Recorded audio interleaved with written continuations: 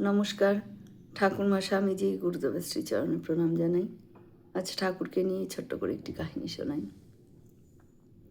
একবার কালীপদ ঘোষ ঠাকুরকে নৌকা করে কলকাতায় নিয়ে যান এবং মাঝিকে বলেন মাঝ গঙ্গা দিয়ে যেতে। হঠাৎ কালীপদ ঠাকুরের পা জড়িয়ে ধরে বলেন, আপনি আমাকে উদ্ধার করুন ঠাকুর, আপনি মুক্তিদাতা, আমাকে উদ্ধার করুন। ঠাকুর বললেন, না না, আমি কি জানি, ভগবানের নাম করো, মুক্তি পেয়ে যাবে। কালীপদ নাছরবান্দা তিনি বলছেন, আমি সর্বদা মদে বদে থাকি ঠাকুর, নাম করবার সময় যে আমার নেই। আপনি কৃপা সিন্ধু, আপনি কৃপা করে আমাকে এই ভজনহীন জীবন থেকে পরিত্রাণ করে দিন ঠাকুর। কালীপদ কিছুতেই ঠাকুরের পা ছাড়লেন না।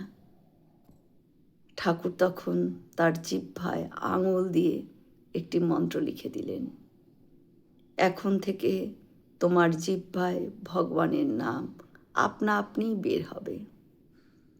কালীপদ বলে উঠলেন, আমি উহা চাই না ঠাকুর, আমি উহা চাই না। ঠাকুর তখন জিজ্ঞাসা করলেন, তবে কি চাস তুই? কালীপদ উত্তর দিলেন, ঠাকুর, যখন আমি চলে যাব সে সময় জগৎ অন্ধকার দেখব। সে সময় দ্বারা সুতো পরিজন কারো সাহায্য পাওয়া যাবে না ঠাকুর।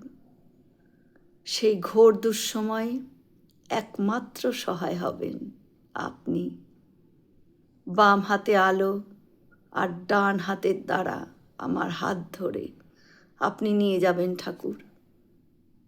আমার এই প্রার্থনা আপনাকে পূরণ করতেই হবে ঠাকুর। ঠাকুর সদয় হয়ে বললেন, হবে হবে, তাই হবে। মাঝ গঙ্গার মধ্যে এনে এইসব কাণ্ড। এরূপ জোর একমাত্র ভালোবাসার দ্বারাই সম্ভব। মনে প্রাণে ভালোবাসলে ভগবান ভক্তবাঞ্ছা পূরণ করবেনই করবেন। জয় শ্রী রামকৃষ্ণ। আমরা সকলে মিলে একসাথে বলি, জয় মহামাই কি জয়, জয় ভগবান শ্রী শ্রীরামকৃষ্ণ দেব কি জয়, জয় স্বামীজি মহারাজ জি কি জয়।